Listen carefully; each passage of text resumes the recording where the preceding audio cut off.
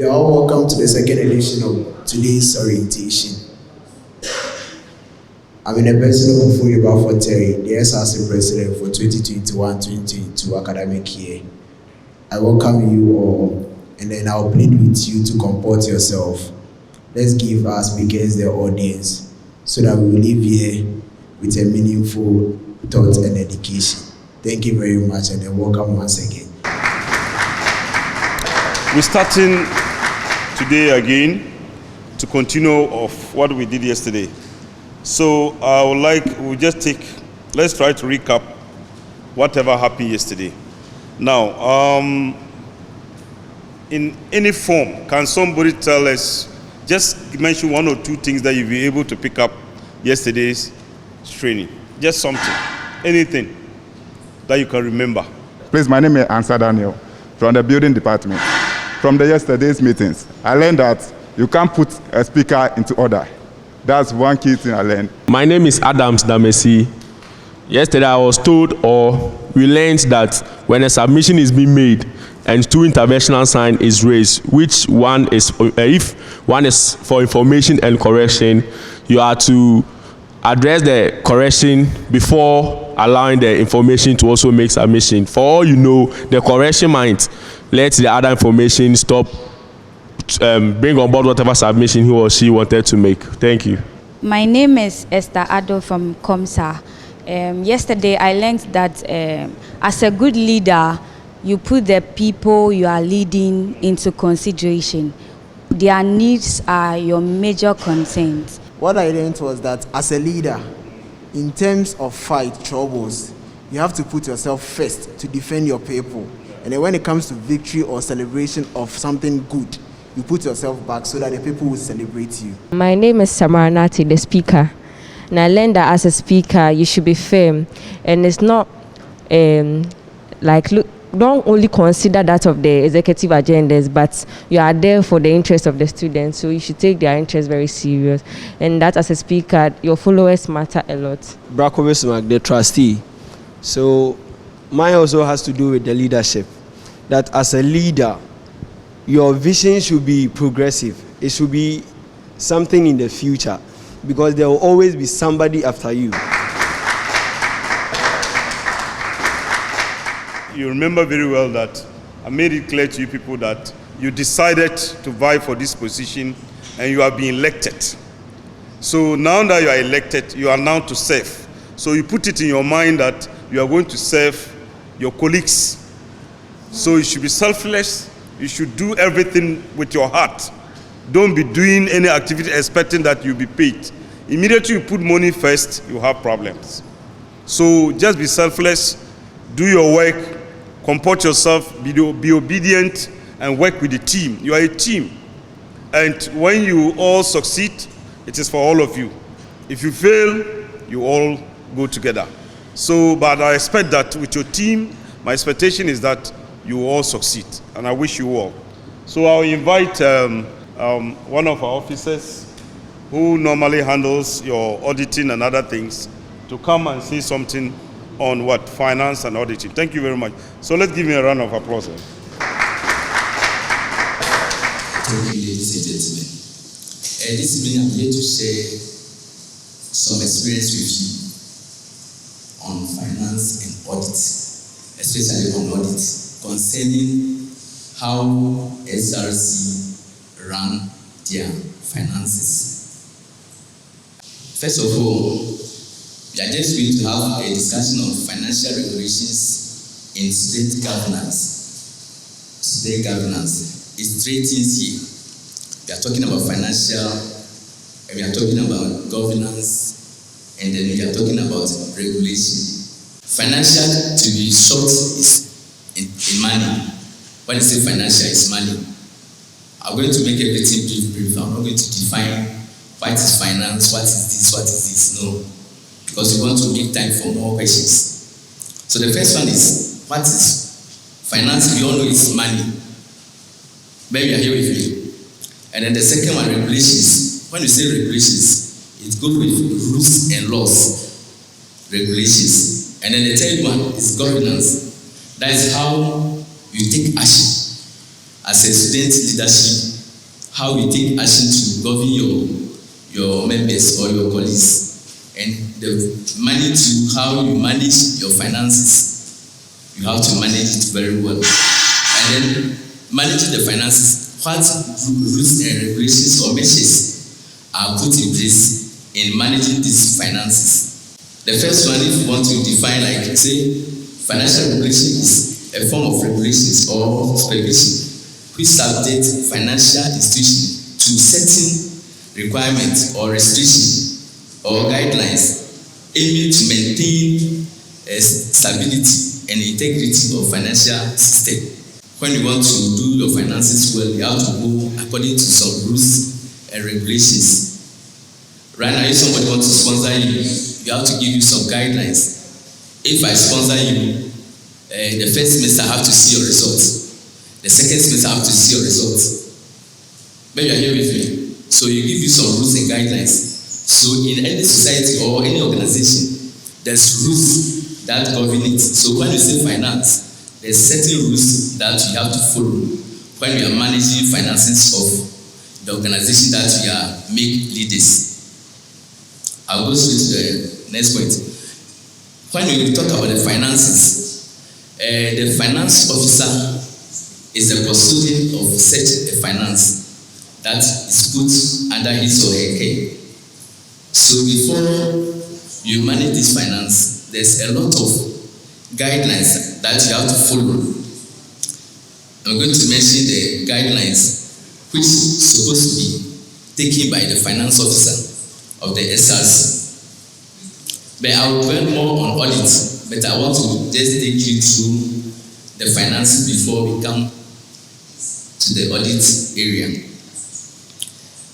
These rules and guidelines are being carried out by the accountant or the finance officer of the institution in question by keeping various rules. Maybe some of you are not doing accounting, so you may not understand it very well. When you say keeping proper books, in terms of in accounting terms, there's some books that we call proper books. Books like cash book or cash analysis book. The finance officer has to make sure he keep this book very well, because any money that is going to go out or pay for something, you have to record them. And you also have to keep asset register. You also have to come out with the budget on how he's going to manage the whole finances for the year. You have to come out with a budget. If you don't have a budget, you'll be just spending recklessly. But when you have a budget, it will guide you how you are going to spend the money. So those that you have budget for is what you are going to do, what spend on them. So without a budget, you can't spend, or you'll be spending anyhow. So the committee on budget have to come out how this year we are going to do our things that you are going to procure, things that you are going to buy, things that you are going to spend money on training, and all have to be included in the budget so that you can follow the budget and do proper accounting process. The next one is in terms of coming out how to get a petty cash book. You have to prepare a bank reconciliation and also have financial statements at the end of his or her term to account for the people that elect him or the people that put him or her in the affairs of the governance. Are you here with me? I will make it brief so that we have more. Let me check my time. Okay. So those are things that we call proper books: cash book, cash finance analysis book, asset register, financial statement preparation, receipt and payment, budget, bank reconciliation, and petty cash book. Some are also there. So the finance officer has to do that, prepare all these books so that they all be intact. And then when you talk about asset register, I'm going to take them one by one and explain them briefly. Then we go to areas that you have been seeing when we are doing the audit. So when you take the asset register, as finance officer, you have to keep asset register and know each and every asset that belongs to the SRC. This asset register to contain the documents of all the assets which are fixed that you have, both the fixed and then what the current, especially the fixed asset. It will be there, so you have to make sure that the SRC building that you have, the documents and everything are intact. So you have to do that, and then you have to know the cost of each asset that you have, the cost of each asset that you have, and then thirdly, you have to make sure all assets that belong to SRC are properly labeled. You have to label them to show boldly this asset belongs to SRC. And then knowing the cost, so the assets are for a long time. So you have to know the depreciation of such assets. Assets like computers and the rest, they have a short lifespan. So you have to know the depreciation within 5 years. You have to know that this asset will be written off. So you have to know the depreciation of each asset. When you are preparing the financial statement, you have to incorporate all these things, and then also know the net book value. And the purpose of financial statement is to enforce rules and laws that govern the accounts. From the finance officer, I will move on to procurement officer. The procurement officer, I hope procurement officer is here. He is the one who is going to procure any asset that the SRC will be needing. By so doing, the certain things you have to do before you procure. The first one, you have to write a memo to the president, who is the spending officer of the SRC fund. The first thing, you have to write a memo. And in writing the memo, it has to be approved by the approving authority. Not just when you write the memo, you just take it there, nice or when the memo is written, you have to make sure the president minutes on it, and you also have to go to the dean of students also to append the signature on it. And if there's any other, depending on the SRC constitution, those who have to approve before certain things is what procured. That is the first one. The second one, after writing the memo and it's been approved, you have to go for invoices. Like you are going to procure a laptop, you have to go for invoices from the various companies that sells these gadgets, so that you get at least 3 invoices. How many? 3 invoices. So that when you bring that 3 invoices, then they are going to sit down and the procurement committee will select the one which is, we are always saying, the lowest price. They're not always that the lowest price is what is the best. So you have to do value for money and the quality of the laptop or the equipment that you are going to procure. And then the next one, after taking all the procurement process and they got the one that they are going to procure, they have to, the finance officer have to come in and then prepare a check for them to buy this item or the gadget that they want. And the next one, after buying the gadget, they have to make sure they collect a receipt from the vendor or the person that they are procuring the item from. Then the next one is the internal auditor. When the items are procured, it's now the duty of the internal auditor to the auditor to make sure he verify all process that the procurement have to take.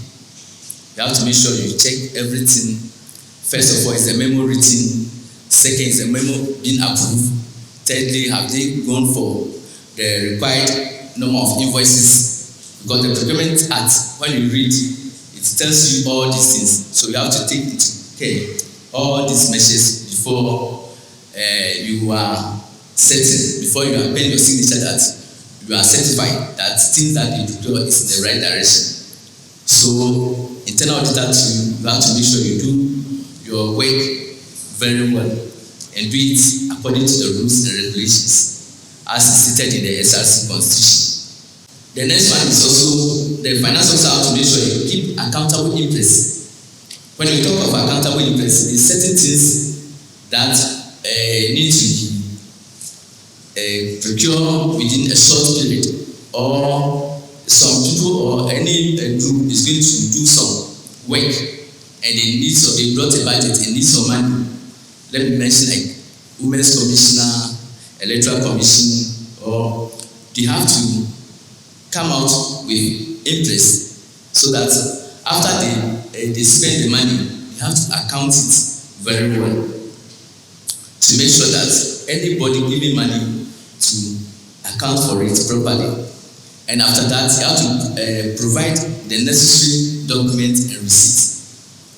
If you are maybe like a women's commissioner, you are going to do a program concerning the women, and you have written to the president, and everything is being approved.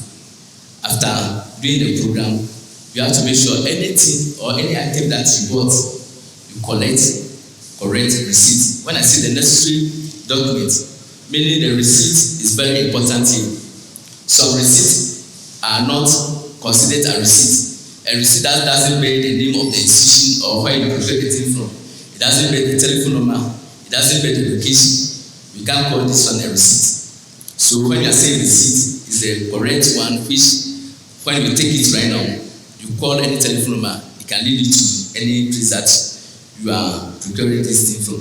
The next one is payment vouchers. This goes to the finance officer. Before you do any payment, you have to make sure you raise PV. PV, like raise PV, as payment voucher, to make sure that, oh, these items are what they have procured and I'm going to pay. And that PV must be approved by the approving officers, the president or the vice, the dean, or anything that is stated in the SRC constitution. You have to go according to all those things. Before everything is settled, before you write the check, you don't start by just writing the check because you have procured computer, you are going to pay. You have to take the due process and make sure you follow the right thing. And payment sometimes when you are paying for something, the one who is receiving to have to sign on the receipt, and the one who is issuing the receipt also have to do what? Sign. Sometimes you see the receipt and only the company will sign and the recipient don't sign. Sometimes when it comes to audit, you have to make sure the right thing is what? Done. Some of the findings that we normally come across during the time we are doing the audit. Sometimes that the finance officer didn't attach payment vouchers or the PV to the things that they have got, they have procured.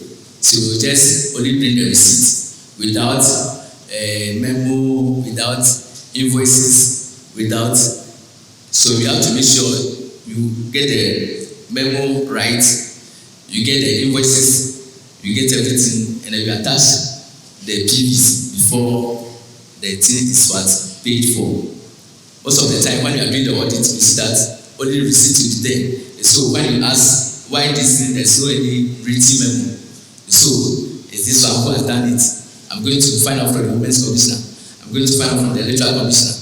Or I'm going to find out from this particular officer. That's the first one. The second one too, we normally come across recipients not acknowledging receipt. When I say not acknowledging receipt is maybe you have a executive meeting and you are giving some honorarium on that particular sheet or prepared by the FO, you have to sign and then your name against your name. Sometimes you have to provide your ID or your telephone number so that when you are in doubt, you quickly do what? Call. Oh, Mr. Mensah, are you the one who signed for this 200 Ghana? So when? So maybe 24th November. So no, I didn't sign for any money. Then we can question the one who signed for it. The next one is also sometimes rent income. You see some people, they say they have rented a place to them, but when you go to them, and then they have given this place to you for, can I see your receipt? There's nowhere for receipt to be found. So you have to take note of that. And then sometimes some payments made on behalf of association. When you make payment on behalf of any association, you have to let that association give you a receipt to show that. And book of accounts, this one goes to the FO. Sometimes that they don't even prepare or come out with proper books of accounts. When you ask them, so we are new, we don't know that you're supposed to do this, supposed to do this. But audit is there for you, finance office is there for you. Audit, we are friendly. Audit, we are not rich hunting. As people may say, auditors, they are rich hunting, they want to. Maybe when I will read a portion for you to see when you are doing audit, part you need to see you have done or you have been doing. Yeah, due diligence. So auditors, we are there to guide you. We are there to let you do the right thing. So tomorrow, when you are going, you can go freely. You can move on freely. I remember there's one time about 2000, either 8 or I forgot the year. The SRC, the president who came, was going around. My boss said, he's away. Going around, the former SRC president have chopped money, has embezzled money. But when it came to his turn, it was even part west. Sometimes you didn't spend, you didn't chop the money, that's how you put it. Maybe you didn't account for it well. Like when I have given you maybe 100,000 and say you should share it to everybody in this room. And then you come out, or you just write the name, and then there's no signature. How do you expect me to take that you have shared the money to them? How do you take it? Maybe you and your wife have taken the money.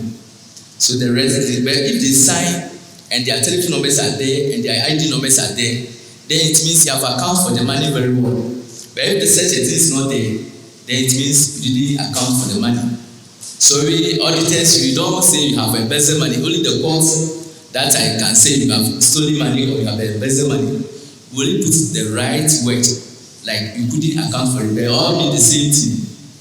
Whether you couldn't account for it, you have stolen it, you have they are all the same. So we auditors, you couldn't account for it. But when the law catch you, that's when they say you have embezzled money or you have taken money.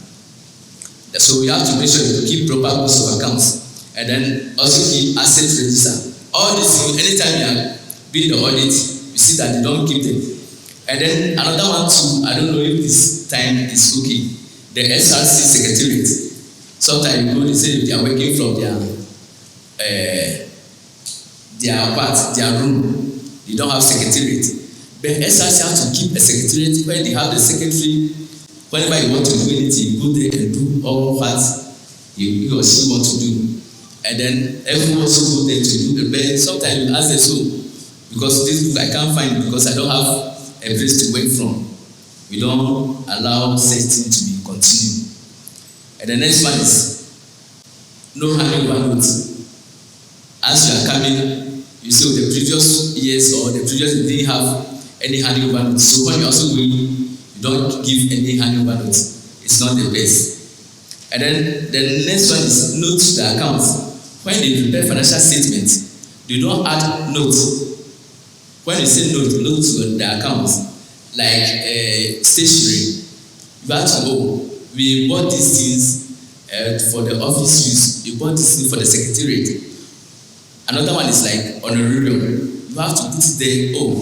It's an honorarium paid to the executives or this committee who are that is. So they don't add notes to the account. All these things normally go on wrongly because they don't visit the audit, they don't visit the finance office. If you make it a point every week, you don't understand anything, you quickly come to audit or finance and you ask. Before you finish, your document will be intact.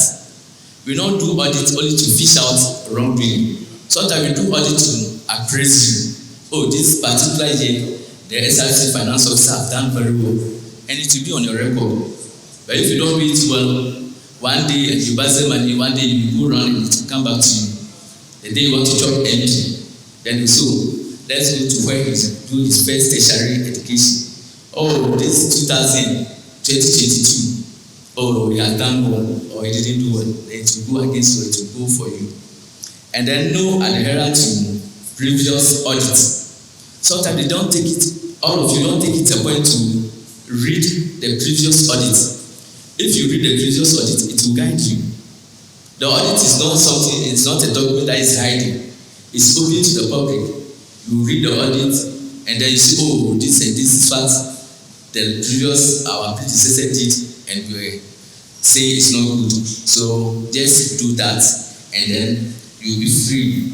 So audit, we are there to guide you. Audit, we are there to help you do the right thing. Audit, we are there to help you do the necessary things. Thank you. But I want to read this thing so that you see audit. When you want to take up an audit work, what we are expecting from you. There are only 5. The first one, that is the quality objectives of the audit. 1, to ascertain whether the financial operations of the council was in compliance with the constitution. The financial, maybe the whole year, the SRC money that is given to FO and the president to manage for the whole year. You want to ascertain whether they follow the due process. That is the first thing you want to.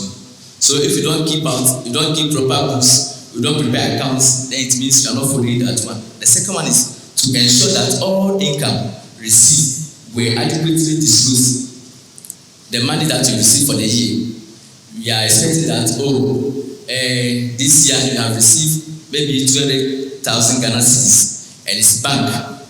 You don't keep the money with you and the money is bank. The third one is to confirm that all expenditure stated in the books were properly authorized. I've said this before.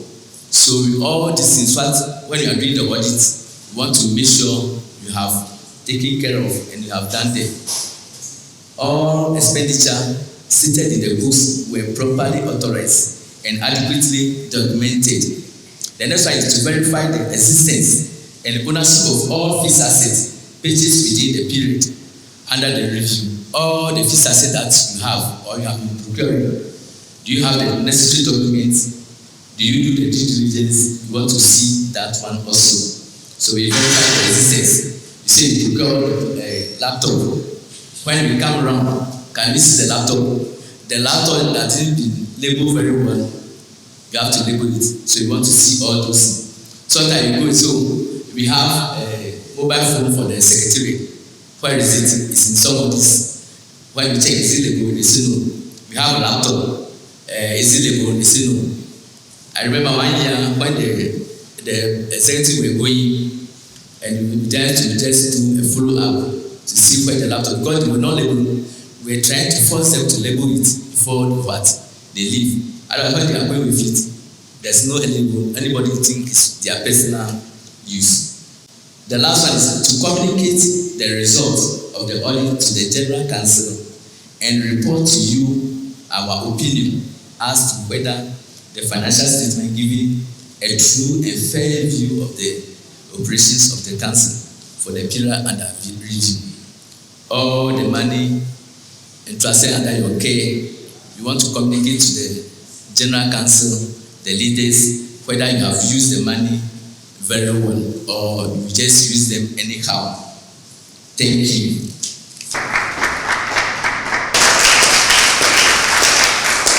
These are people who are with us here, and their doors are always open for us to visit them and ask all the questions. Auditing has been one issue that becomes very, very difficult for exiting SRC executives. To the extent that when the audit report comes out, the draft is given, they are asked to come and then respond to some of the queries. That is where they begin to play some hide and seek. Let me put on record, and I started this when I came into office a year ago, that all my brothers and sisters here in leadership positions, your final HND certificate will be on hold. And I started this with those who just passed.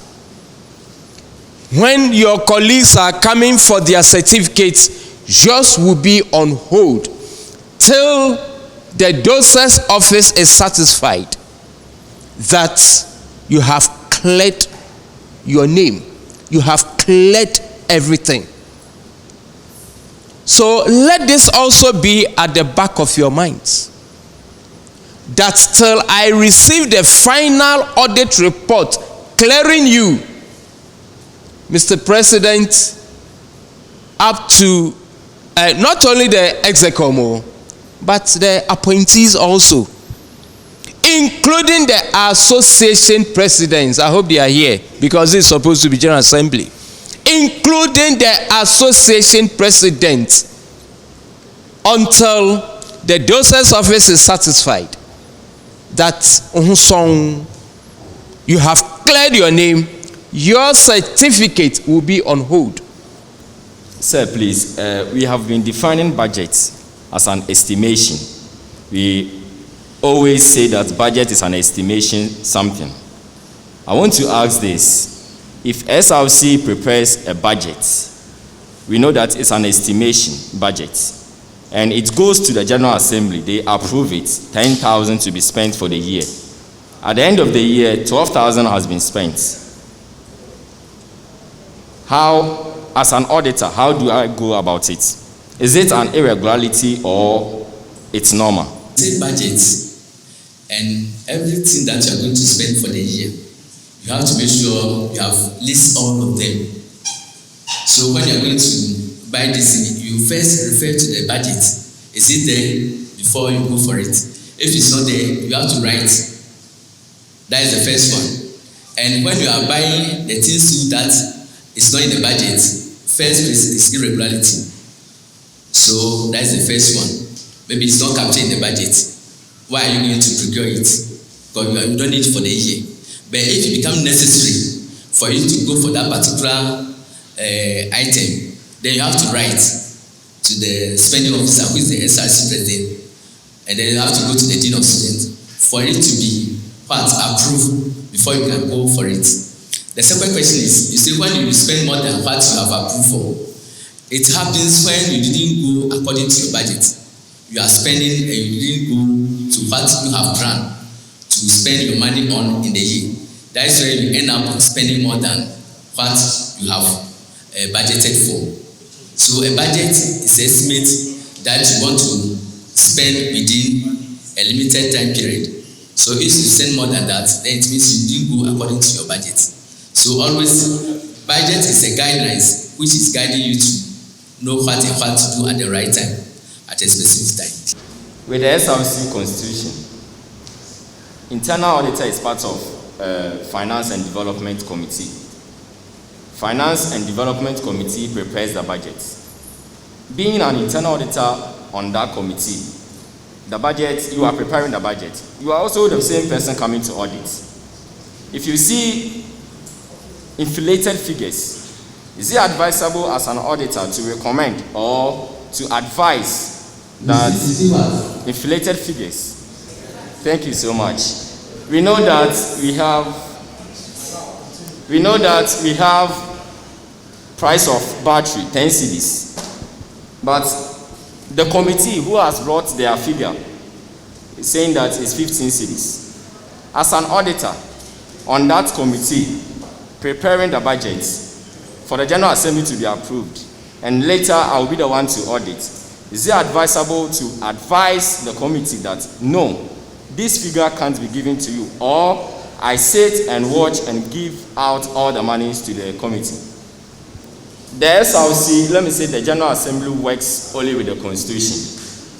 And when you look at the internal audits, the act for the internal auditor, the points over there are only few, let me say 9 or 8. There are some circumstances if an auditor wants to get certain documents or wants to do certain things, a committee member or the client will just refer you to the constitution that it is not in the constitution that auditor should request this. So whatever that is not stated in the constitution, auditor cannot request for it. So since we have PVs, cash books, and other documents, if minute of contract is not stated in the constitution, meaning auditor cannot request for minute of contract. Sir, please, I need education on that. Like you make example of, they prepare a budget and they stated that they are going to buy a battery which costs 5 cedis, and they were putting in the budget 15 cedis. A budget is estimate, so it's not that when they put 5 cedis, when they put 5 cedis in the budget, and then they put 15 cedis there, it means they are going to buy the battery at all cost 15 cedis. No, because of inflation, that's why maybe they are doing it like that. But the real spending time is when they are going for the item. That's why you have to make sure that battery does it wait at particular moment. That is value for money. I mean, you can't go and tell me right now, oh, I bought a cement, 80 Ghana. I'm not going to take, because as an auditor, you have to be very current with what is going on at all time. We are talking about the PV. The PV, maybe the constitution is limited, so not everything that will be in the constitution. PV, when you read the financial regulations, everything is there. It's very clear that you have to read PV at all costs before you pay for any item. What's the difference between miscellaneous and accountable interest? Miscellaneous and accountable interest. Okay. Secondly, is the procurement officer in charge of procuring only assets or any other thing? For instance, if I, the ambassador, wants to embark on an activity and I would want to procure, let's say, a ball, is the procurement officer in the rightful place to go bring 3 quotations before we procure the ball, or me, the ambassador, goes ahead to procure the ball? Is he in charge of only assets or any other thing? We are using funds from our SRC. Lastly, is it the duty of an internal auditor to ask why an amount has been allocated in the budget? And is it the work of the committee, Finance and Development Committee, to scrutinize a budget before it's been presented to GA, or their duty is to compile whatever activity or project we want to embark in the budget? Thank you. The committee, they are scrutinizing, they want to make sure it's within the budget. What you are going to buy is stated in the budget. That's why they want to recheck again whether that you want to buy is in the budget. If it's not there, they have to stop you until a letter is written to the SRC president and then the committee come to the general council before they can procure such an item. So it's their duty to check whether it's in the budget and within the budget. Sometimes you budget for something, and if it's outside the budget, you have to write again to secure before you procure. And the second question is, say the procurement is it the only one who can procure, or anybody at all can procure? The procurement officer is in charge of procuring. What you can do as individuals when you are given an interest to go and buy something, that one is your own duty to go and do what? To buy it. After that, you account for it because it's interest given to you. But anything concerning the SRC that you are going to buy, either fixed or current, is the duty of the procurement officer to do what? To do it. It can even delegate you to, help you get invoice for this, invoice for this. That's why it's own duty to help you. The first question you said, miscellaneous and interest.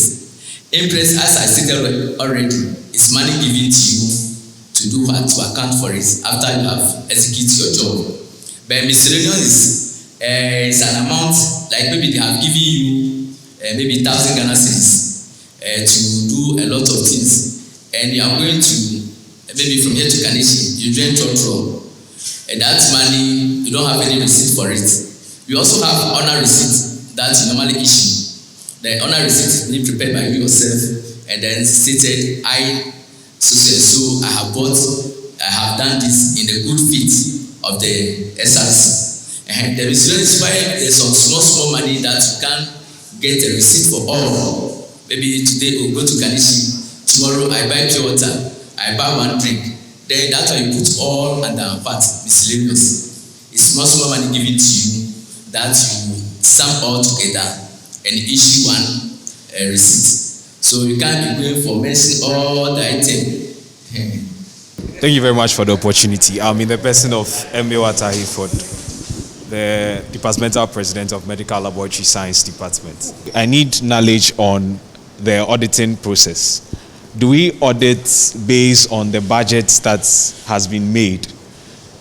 That is to say, when someone makes any expenditure outside the budget that is made, is it an irregularity, as I've heard a lot of people say? Thank you. If you spend outside the budget, it's offensive. Simply because if it's outside the budget, you need not to do it at all until it's written to the president and then to the dean, to the council seeking approval before you can go for such a particular item. So if you spend outside the budget, it's a serious one. So already you have to make sure it's in the budget. You spend according to the budget. That's why sometimes when the price change, you budget for maybe to procure 3 computers at the cost of maybe 1,000, and it went 1,002. In that occasion, it can be procured, but there's some documents have to be attached. Oh, we budget for this, but when we went, the price have changed due to inflation or that. The question that somebody asked is constitution of the association. It's good to read, even if you have time, you can read every association, their constitution, to make you current. If you read it, sometimes you say, oh, I'm not auditor, so I'm not going to read audit reports. It's not the best. Even if you're not auditor at all, just take the audit report, read it, and see how your people are conducting the affairs of your money. So you have to read everything. So take it upon yourself to read other associations too, not only in the school. Even if you have any association, it will also help you. It broadens your mind and everything that you do. What I would like to say is that per what our brother said, in auditing, people fear auditors, but me, I rather like auditors. In my organization, I have an accountable impress. I have an impress that is allocated to my department, and as the manager, is 6,000 Ghana cedis. And the reason why is that I'm the procurement manager. There are certain emergencies that come up. To pass through the processes, it will be a problem. But there's a limit as to how much I can spend. That has to do with 500 cedis at a time. So if we are buying something within a period, emergency items, so it's for me to weigh based on the price list or what we have in the market to know whether I will go in using the impress or I will use a normal way. Because certain times, the agency of the item is very important. So auditors, what I do in my organization is that I don't buy something using impress without the auditors endorsing it. So immediately it comes, my officers send it to what? The auditors for them to see the item and then endorse it. It's very simple. It's just to show that you have really done what? The work. It's just a proof. And auditors are not there to be chasing. It's only when you do the wrong thing you are scared of them. Do you understand it? And then the internal auditor made mention of him being part of the budget. You have to look at that thing. Because if you are part of the decision making, you can't come back and turn and try to punish them. So we need to, you as council and the president for that matter, you need to look at that area and see what you can do to solve it. Do you understand it? Because it is not possible that the internal auditor takes part in it. In my organization, the internal auditor, the department, they have their budget they will bring. But when it comes to the financials, they don't take part. Because at the end of the day, they have to check to be sure that the thing is right or not, based on the approved rates and approved structure. So we are all in the learning process. We are taking you through this because from here you are going to work. So you don't need to go there and be struggling with some of these petty things. Because there are things that as you pass through here, that makes a difference between those who pass through the Polytechnic and for that matter, the technical universities and those from the Orthodox. We learn the practical work. I've seen it in my former organization, I've seen it in my current organization. It happens because it's practical. So you have to understand how it works when it comes to some of these procurement things. As a procurement person, I expect the procurement man, whoever goes to buy, you should know that when you are an organization, some of us, when you're an organization, any money that goes out in exchange of something, either it is a service, it's a product, or anything, must pass through the procurement department. And that is why it is there. If there's no need for it to be there, they will not establish. So as a procurement officer, and for that matter, the presidency and everybody, what you should know is that you are only engaging somebody who will be doing an activity for you. Do you understand it? And you expect that person to have some expertise to go into it. And you are in the learning process. That is why we have them still in the administration. You have the dean there to guide you. We have other things. So the impress, when you have it, it's not for you to spend. You are to account for it. And you should move another step. In my place, in my organization, I normally give example for you to practice it. When you are returning an accountable impress and money which is given to you to go and do, what you have to do is that the balance left, you go and pay to the treasurer gives you a receipt and you add it to the receipt and account for. You don't need to just go and give the money to collect. What shows that the person has taken the money? There may not be any document. Do you understand it? So the balance is left with maybe 40 cedis. You send it to the treasurer, you pay back. The treasurer gives you a receipt to show that you have returned 40 cedis. You attach it to the main document or whatever you are going to buy, and then you hand over. That is the right practice. You don't just go and hand over, oh, this is the balance. No. What shows that you've given the person who can take the money and spend it? There's no proof. Are you getting the whole thing? That is how you move on. When you have a budget and you want to overspend, what you needed to do is to come back to the approving authority, which is the General Assembly who approved the budget for you. So therefore, you must come back to the General Assembly. Where it becomes an emergency, you go through the dean approve, you spend, but still you report back to the council. So that is about the overspending. With regards to the impress is approved together with the budget for a reason. The reason is that we look at that policy, the management policy of the administration, looking at what they intended doing, and then the rounds they will make.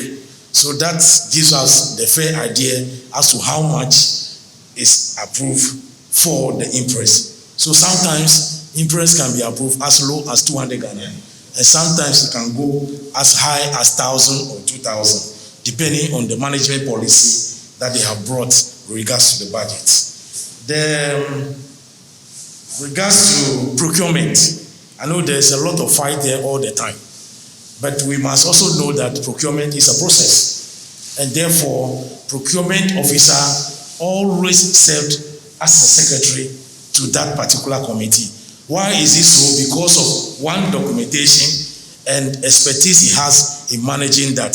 However, there is a conflict where we manage so much that we are going to buy an instrument or this microphone. The procurement officer doesn't have idea about the quality of microphone we have. That is why it's supposed to come that the demand or the demanding unit, the unit that needs it, comes with specification. You come with specification and prescribe. So that is why in all procurement entities, we have a technical person at any given point in time. But it doesn't mean that the technical person is the one going to buy. However, it's the procurement officer, but the technical person will be able to say that this is the quality of the item we need. However, the process and the documentation all lies in the hands of the procurement officer, subject to the approval of the SECOM through the SRC president. So it doesn't mean you also go and take quotations, come back and list it and go and buy without approval. And that approval from the president have a concurrent approval from the dean, because in this criteria, it is the dean that is the principal signatory. So therefore, you can also not approve and just leave it at that level. The last one that I wanted to say is about audits. My boss said it already, but I want to say that audits is an observation, and that is why you shouldn't fear audit, because they will observe and they will ask all the questions, and the spirit behind the act that you did, you have to explain it. Without that, you will not. And I want to stop the fight between the audits and then the management and other institutions. You may buy a big at a store that costs 1 cedi, and truly from a heart, you may buy a big from a store that costs 2 cedis. It doesn't mean that the person somehow has inflated. That is why we do the survey to make sure that everything is properly done. Thank you very much. We want to just have brief leadership part 2. Yesterday, we went through the discussion of leadership. All of us here, we believe we are all leaders. And in one way or the other too, we are followers. I believe so. Once we lead, we follow others at some point, and at some point too, we lead. Yesterday, we got to know that the definition of leadership, or who a leader is. When it comes to a leader, you should be somebody who should influence people. That is number one key word. If you are a leader and you can't influence your followers, then you are not a leader. So as a good leader, you should be able to influence your followers. Now, all of us vie for various positions and you become a leader. Even as you vie for the position, you set up your vision. And when you come as a team, you try to share your vision with your people. Sometimes you are going and it seems the going becomes tough because your followers are leaving you. You turn and they are all gone. You stand behind to direct them to go and they are starting. Because they don't understand your vision and they will not buy in your vision. So, SRC president and the team, your vision should be made clear to your members so that they can buy in the vision and understand the vision and sell the vision. Because as a leader, you need the 4 C. I always talk about 4C. You understand? And the first one is talking about you need to be creative. You need to communicate. You need to collaborate. And you need to care for your members. So as a leader, if you are not creative, then there is going to be problem. So your vision that you come out with, it comes out with when you have the broad vision, you set your objectives. I believe you are following. So we all have to set objectives. And in setting objectives, you don't just set vague objective. You just set something.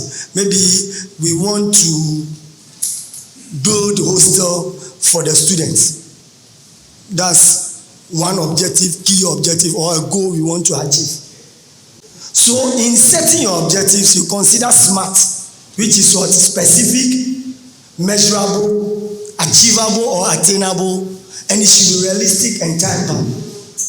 So if you want to maybe do something, in preparing your mind to do it, you have to make sure that you are specific and you can measure it within a specific time. Other than that, you will set the objectives and the days will be passing and a year like this will come, you may not achieve anything. Because if you don't set the objectives too and you give it time, whether you have achieved the thing or not, you will not get to know and you move. As a leader, you should be somebody who should be motivated and you should be somebody who motivate those you are working with. And when it comes to motivation, we have 2 forms. You need to be motivated. Some people are motivated just extrinsically. When they said, we are going to share money, right now they will come, they will be here to attend the meeting. As part of this program, it will come with some goodies. Yes, they will be there. Because they are motivated extrinsically. But when you are motivated intrinsically, it is within. You feel like achieving something. You want to achieve your goal. So whether there is money attached to it, whether there are some material things attached to it, you are motivated to achieve something. So as a student leader, you are what? Focused and determined to succeed. So even in the night you are sleeping, you have a notepad beside your bed. Anything that drops in the mind, you wake up, you put it down. And you have the passion to achieve. In some institution, you know, now before you become SRC president and others, there is a minimum grade point that you have to get to before. In some institution, what you enter with will be the minimum for you to go out when you take up such position. But currently, yeah, that is not it. So maybe you become a SRC president with what? A grade point of CGPA of 4.5. Let's assume that. No matter the case, you exit with it. That's how it goes on somewhere. But in this place, you know, all has its positive and negative. Sometimes if it is left like that, people, when they take up the post, they forget about the academics. Because they know that at least my 4.5 that I had before taking the position is still assured. But if you perform better, it will be added, but you will not go below. It is something that was just done to sort of what? Also serve as a motivation. But right now, in some of the institutions that those things are done, they are trying to review it because people are taking advantage of it and forget about the academics because they believe their 4.5 is assured and will not learn. So hours that we have here is not equally bad. But as a leader, you need to sacrifice, not just giving service. That means as a SRC president or as a leader, there are certain things you have to do, which are part of the services you have to render. But you try to go beyond it. I normally give this example. Maybe I'm driving from here to Circle. Amma is also going to Circle. When I give him a ride to Circle, I've rendered a service. But Amma is going to what? Kaneshi, or is going to Achimota. But I'm equally going to Circle. But I drive Amma to Circle. Instead of just giving him a service, I decide to what? Drive her to Achimota and return to what? Circle, my house. In that case, I've rendered what? I've sacrificed. And as a leader, you need to sacrifice. As you do this thing, you need to plan. So if you are here, you don't plan, then there is a big problem as a leader. That is what I term as the 7 P's. They will say proud, proper planning, prevent poor performance. Proud, proper planning, prevent poor performance. So as a leader, you have to the planning needs to be done ahead. And it's not just ordinary planning, but you plan by factoring in the right sort of things that are necessary to lead your group. And also, you need to wear what? The leadership what? Coat. As a leader. The leadership coat is also an acronym, which means what? As a good leader, you need to concentrate, be focused on what you intend to achieve. When you are concentrating, you need to observe very well, not just talking. You concentrate on the goal you have set. You observe very well. As you observe, you need to be anticipating certain things. Because definitely there will be some people trying to cross you, and they will serve as the what? In driving we say they serve as what? Hazards on the road. Because you are on a journey. And this hazard will come. So you have to anticipate them. And when they surface, you need to be tolerant. So when you concentrate, you observe very well, you anticipate, then you are tolerant, you will get there as a good leader. The leadership styles that they were mentioning, do you know your temperament? You see, they said you cannot give what you don't have. Let me tell you something. If you don't have money, you cannot give. The same way, if you don't have knowledge, you cannot share. And if you are not educated, you cannot educate people. Education doesn't only mean what? Formal education. You understand? So we as leaders, if we don't have certain what qualities as leaders, how can we educate others? How can we give them the necessary support as students? Look, one thing students believe in is that even if you are a lecturer, you go and give them some information. Sometimes when they get it from their colleagues, they believe so much. So you can just imagine that first years have come. Have you done orientation for them already? You've done the orientation for them. Okay. Now, who knows the audit office? FO, do you know the audit office? You know that place. Please, by now, especially SRC, after you were sworn into office, you have to visit all the offices. It shouldn't get to a time that, oh, who come? I'm at this office, then you start asking which floor, where is it? Because a young new student will come and ask you certain information and you wouldn't know. And as part of orientation, you should take them around, although the place is small, but they should know the place. So we need to know the various offices and get to know the assistants we can get there as what? Leaders. In leadership, you are playing a sort of management role, but you are leading. And some of the management concepts include what? Planning, directing, organizing, and what? That controlling. You get me? So as a great leader, you have to lead in the planning. You have to also help in organizing, controlling, and directing.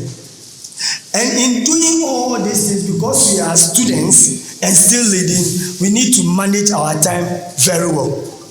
Because if you don't manage the academic works and this, that's why some people complete when you allow us kakra as student leader. But the certificate, the main object is on ya. It is good, at least for now, the great point has came in. Because those days, some of the people who are aggressive for posts on in a 1.86 and you know, some of them are very good talking. They can talk. And they are followers. So when it comes to the election, that one, because they are very popular, they can go through. But they struggle. And as a leader, now you are reciting. You are reciting continuously. And you are not getting what? Your papers. How will you feel? Even when talking to people. You see, but as leaders, student leaders, number one reason why we came here, we apply, number one, to come and learn, acquire knowledge and skills, to affect what? The generation unborn, so that we can go to the job market and do the right thing. So that is number one reason. And as student leaders, we have to show the example in everything that we do. But you can just imagine as a student leader, not upon a achieve. You can just imagine.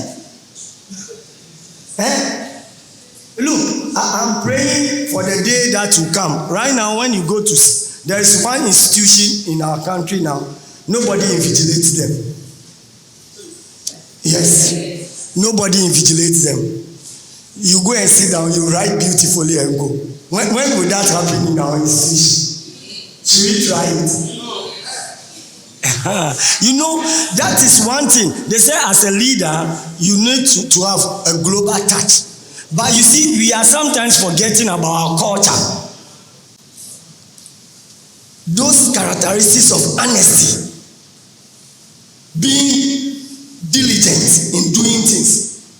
Nowadays, we don't even think about diligence, but we sometimes try and say we are hardworking. Hey, what's the difference between being diligent and being hardworking?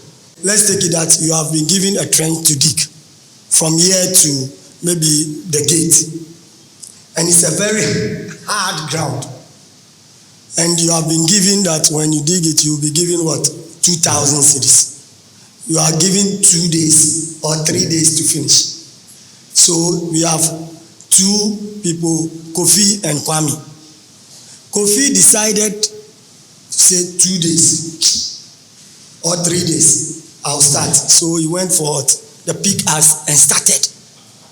You get me? Kwame came, evaluate the topsoil, look at certain things, just decide to just hit the topsoil up to that place.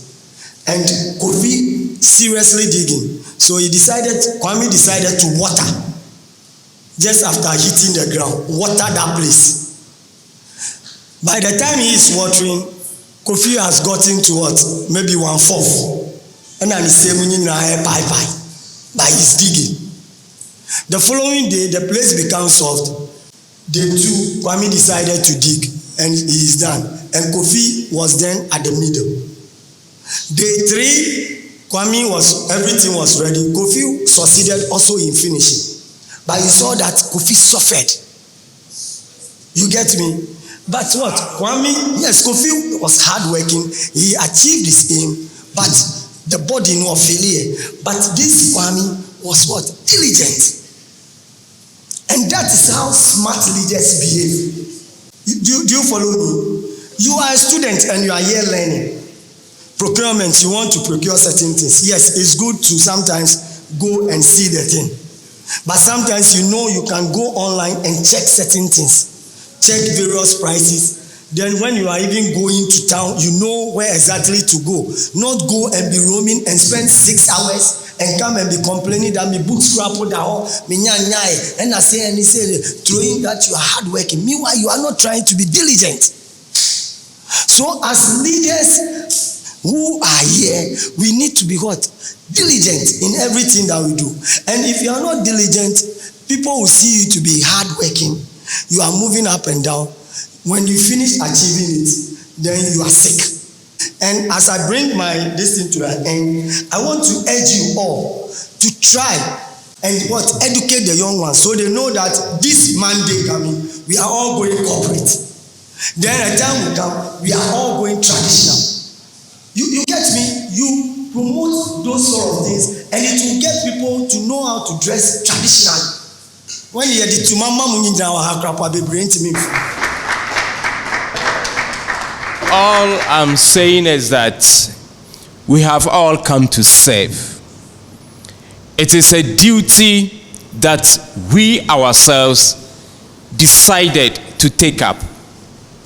I keep telling my SRC executives that myself as the Dean of Students Affairs, I applied for the position when it was declared vacant. I wasn't handpicked that go and then do this job. No, I applied. There were others who also applied, and when I went through successfully, by the grace of God, I decided to serve. In the same way, each and every one of you. And I just like the democratic process. I really enjoyed the campaign process and the elections and all those things. Same as that of the appointees also. When you were going through over here, I sat behind. That was about 2 weeks or so ago, and then I enjoyed every bit of it. To my association presidents also, I would say that we are all one. Let us all work together.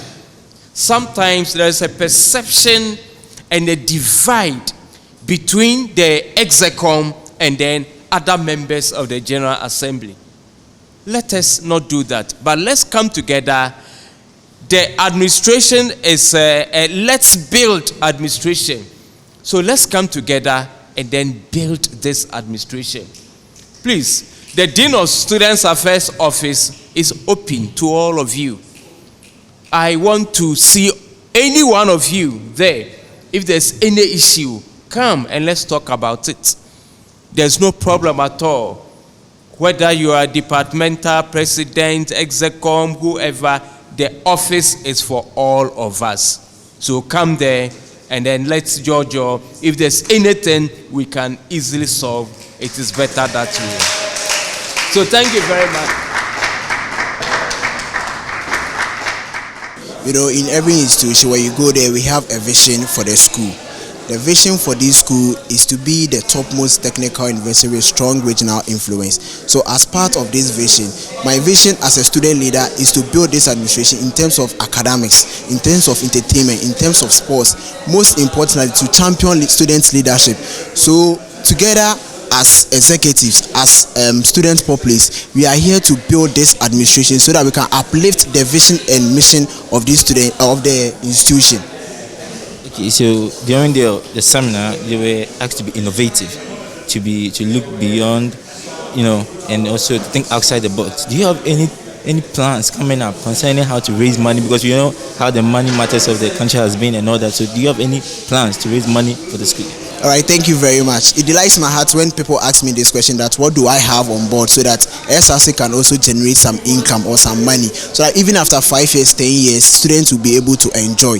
Yes, I'm talking or taking pictures back to the previous administration. Some laid down some foundations, others built the SRC complex, of which today we are renting it to tenants. So as part of my visions, this is what I have on board. I want to install a 3D billboard, which we are going to use for advertisement and marketing. You know, these days, marketing and then advertisement is taking the money all over. So this is what we are going to do. We are going to institute a 3D billboard, and then Accra Technical University is also located at the hot cake of Greater Accra. So instituting this in our campus is going to generate a lot of revenue and a lot of income, even in the next 5 years, 10 years and beyond, so that the students can also get some money to run their activities. So, last question. You're talking about how there are obstacles and infighting in your own General Assembly, your own people. Do you have anything coming up that can tackle that? Yes, it's all about a mindset, okay? So the perception is that we do spend money, and wherever communication is buried, truth is also hidden. So you have to communicate to your people. You have to let them know what is going on. Once you communicate to them, they know that no, you are not spending their money. They know that no, you are not using their money for things that are not important. So I believe that sometimes they lack communication, because SRC executives are different from the departmental association. Mostly when they come for General Assembly meeting, they find themselves wanting, they find themselves arguing and battling. But this is the time that they have to come together, communicate to themselves, so that they understand the purpose and mission of being leaders, but not to battle each other, because together we are going to build this administration. So General Assembly is more or less like a parliament full of parliamentarians that come together to think about the student populace. Okay, so it's just about communication. Let's communicate to them so that they will understand what they are doing. Your newly sworn in executive, you've mentored them, you've taught them, you've lectured them on how to be leaders and all that. So what are you expecting from them now? I'm expecting a leadership that will be honest with themselves and honest with the students.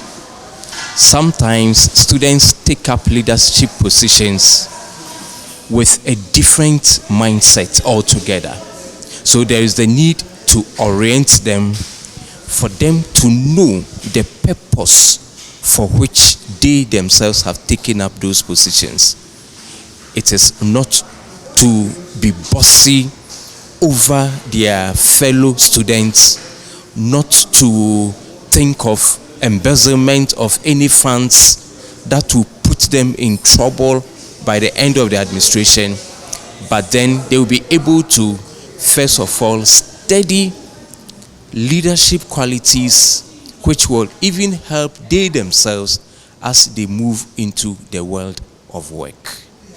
Do you have any objectives, anything coming up for the students with this particular administration? Yes, what normally happens is that any administration that comes into office will come with their own set objective. So they will have a plan and an activity or series of activities that they would like to execute. So what the Office of the Dean of Students does is to guide them, to assist them. We do not impose any project or anything on them, but we only encourage, as per their own constitution, that they continue with any unfinished business by a previous administration. However, they are also free to come up with their own ideas and their own initiatives. So for this particular crop of administration, I think they would like to continue what we call the data SIM cards for the students, because as you may be aware, now we are running the track system where one track will be in school face-to-face, but the following week they will be at home doing online studies. And all this calls for data. When COVID set in 2 years ago, we were lucky that the telcos whitelisted it and the student paid nothing anytime that they logged onto our learning management platform. But it is not so this time around. So the leadership of last year's administration started with this data SIM card for them, free of charge. So this administration will also like to continue with that initiative to help the students go online and take up their online studies without any charges at all. You're the alumni chairman. I wanted to know if, as an alumni, as an institution, do you have any project coming up for the school that will benefit the students at this very moment, because they are facing so many problems? You know, COVID came in and ruined everything. So alumni, what are you doing to improve the status of the students? Thank you very much. My name is David Aisala. I'm the alumni chairman. Yes, with the COVID situation here, the alumni is working hard to support the students. An example was in the last semester, the alumni donated some projectors for the school because we realized that there was a need for us to assist because some of the students were not on campus and they need to also learn. So we donated projectors for them, and currently we just ended with the leadership training for the SRC executives. And the reason behind is just we want to prepare the SRC executives and for that matter the general council for them to know what they are expected to do as students, for them to understand the need of being diligent, respectful, do the right thing, know their rules. So that is the essence of this workshop we did for the past 2 days, yesterday and today. And we are hopeful that we had several professionals who have come around to talk to them, give them leadership guidance, they gave them what they are expected to do. So we are expecting that at the end of this training that we ended today, they will surely rule and rule well, and the institution per se, Accra Technical University, will not have problem. So as an alumni, we deem it necessary to always be in the school to try to assist the students, because this is our alma mater. This is where we started from, and we think it's necessary we support. That's why we are here, and we do a lot for them.